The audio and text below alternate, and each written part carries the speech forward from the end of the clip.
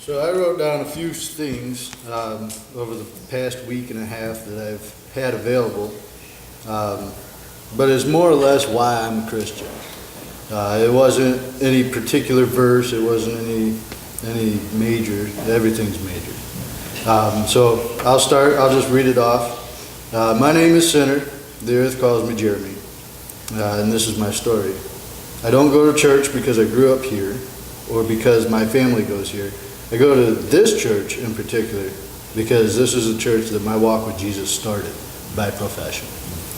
I thought that what I knew about Jesus was enough. Man, was I wrong. It was completely wrong. My faith has been on trial for the past few years in many ways, so I started to ask myself some questions. I wrote down a list of questions. I'll only show a couple. Why I'm a Christian? Because God chose me first. And then I referenced John 3:16. We all know John 3:16. And then I also referenced forgiveness, Mark 11:25 through 26. I don't have my phone. I can go over that here in a little bit. But on the outside, I was a Christian, but on the inside, I was empty and felt alone. So this is where the journey started. I started to talk to God about everything, thanking Him for everything. I would pray for others, family, and friends. I could see God working. I asked Him for wisdom, and God opened my eyes so that I could see. I asked for understanding.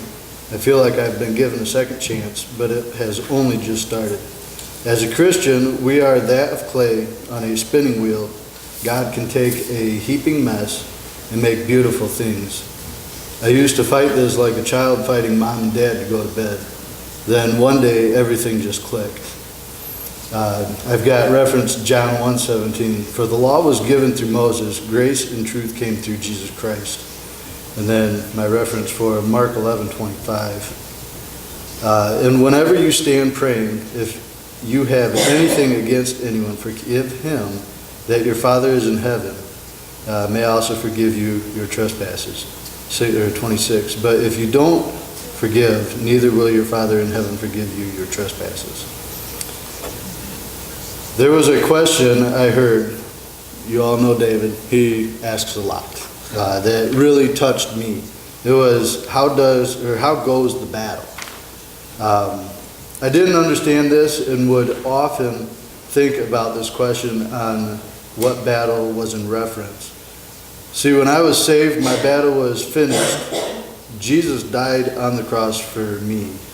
With Jesus doing this, all my sins have been forgiven in exchange for me, and I will be able to be in heaven. So my answer is, my battle has been won, but the path is narrow and bumpy. Luke 9:23. Then he said to them all, whoever wants to be my disciples must deny themselves and take up their cross daily to follow me. I am a Christian because I chose to follow Christ on my walk of faith. I have lots of questions, but I will start with, God, what's next? So I had a lot of troubles trying to figure out exactly what I wanted to talk about. But the biggest thing is about the Bible. So when I lived down in Indiana, I went to a church. It was the Team Vineyard. And their motto with the Bible is just like FROG. It's an acronym. FROG is forever rely on God. The Bible to me is basic instructions before leaving earth.